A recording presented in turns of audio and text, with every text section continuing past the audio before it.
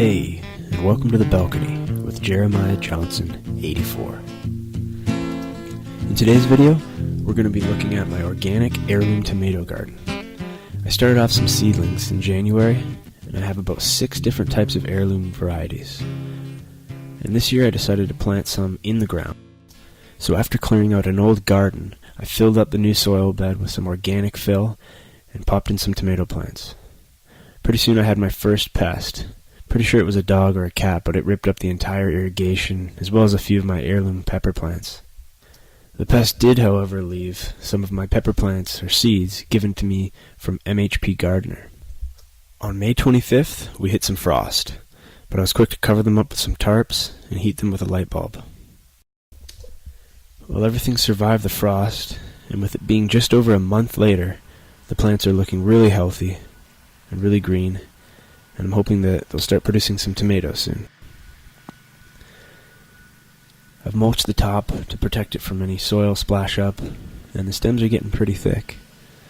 This is a beefsteak heirloom. I've also got some big rainbows, some black crim, some other type of beefsteaks, and everything's heirloom and grown from seed.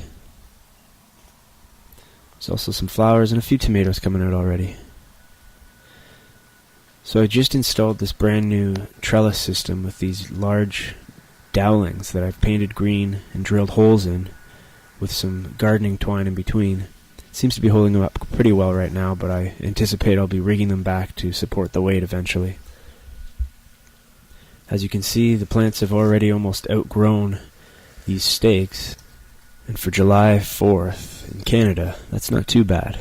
So hopefully we'll be seeing some tomatoes quite soon. The organic fertilizer I've been using is a complete mix, including alfalfa meal, bone meal, blood meal, glacial rock dust, mined potassium sulfate, fossilized carbon complex, rock phosphate, green sand, kelp meal, and gypsum. As you can see, the stems are coming along quite nicely.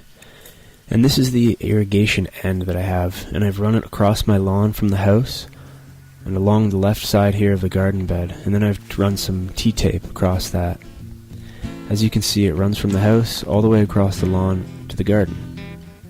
And running underneath the deck, I've got it set up to a few different lines running to different garden beds around the house, with easy on and off switch, a filter hooked up to this easy timer that runs a few times a day for short periods. You can set it up just how you want it, but this one works for me.